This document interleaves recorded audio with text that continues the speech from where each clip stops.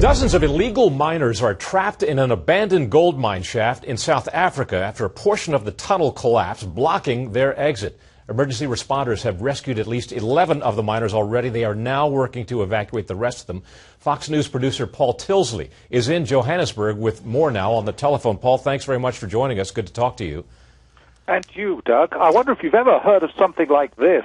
11 miners indeed have been rescued, but according to emergency services here, the rest still underground have made it clear they don't want to be rescued. That's because within minutes of coming up to the surface from where they've been trapped some 20 to 25 meters underground, these miners are being arrested for illegal mining.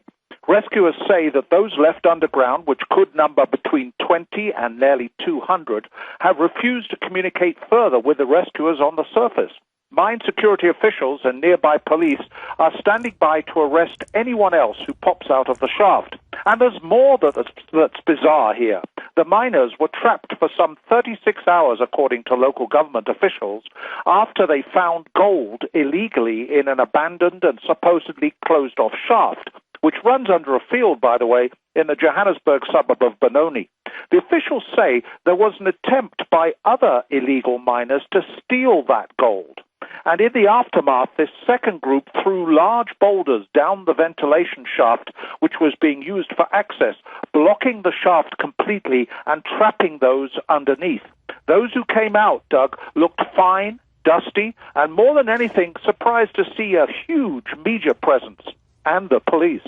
Doug? That's just a remarkable story, Paul. So these guys would prefer to stay in that mine shaft rather than come to the surface. I presume that this was not a collapse of an abandoned mine that didn't meet safety standards. It sounded like people were trying to sabotage their exit because they were, in effect, thieves then. That's indeed the case, Doug. It appears to be the case. And underground, Doug, as at many South African mines, there's known to be gangs of illegal miners trying to find gold. There have been fights underground. People have died. And not surprisingly, rescuers don't want to go down there into this closed-off mine shaft. They say it's just too dangerous. And in this case, there would be little point, Doug.